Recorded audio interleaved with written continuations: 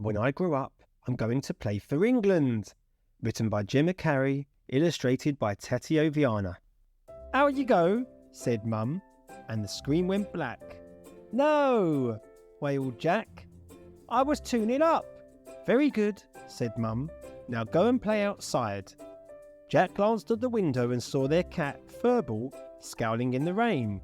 But soon, Jack found himself outside, standing in a puddle.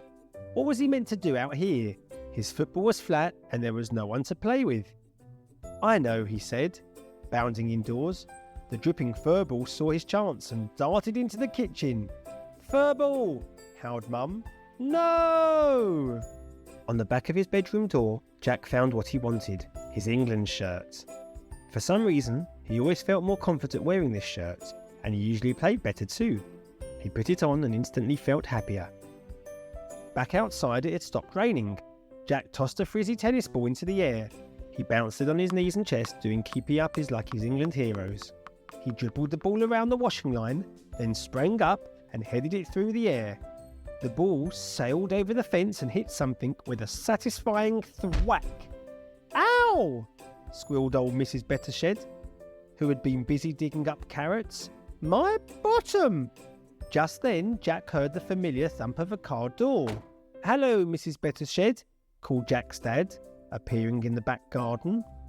Mrs. Bettershed glowered and speared the tennis ball with her hefty pitchfork. Sorry, said Jack, trying not to laugh.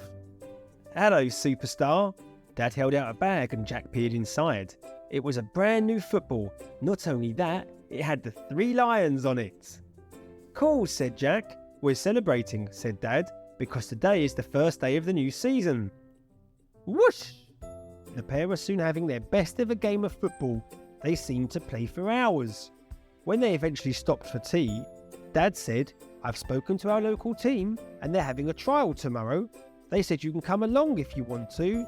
Really? Said Jack. Awesome! Next day, father and son arrived to the football grounds. The changing rooms bustled with children in blue and red bibs, nervously waiting to show off their skills.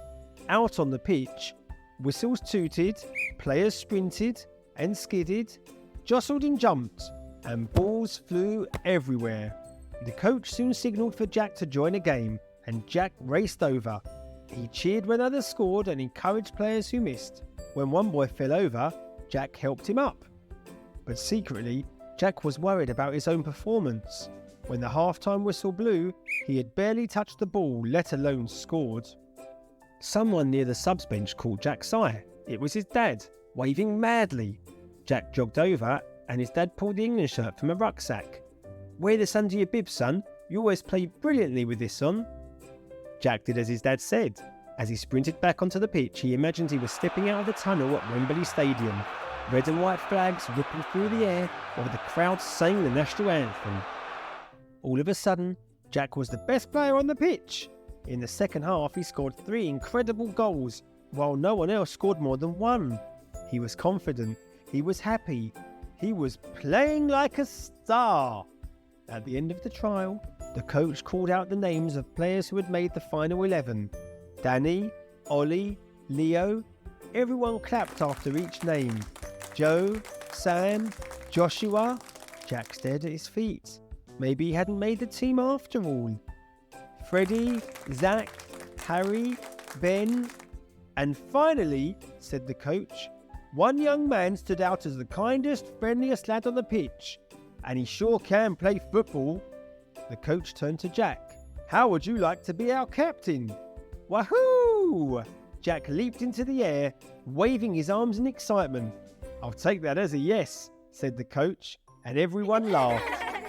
Dad couldn't stop grinning. He praised Jack all the way home. You were amazing, son. Unstoppable. A real champion. Cheers, Dad, Jack replied.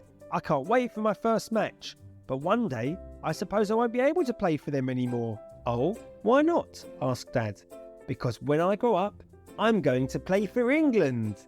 And guess who else is going to play for England? You are!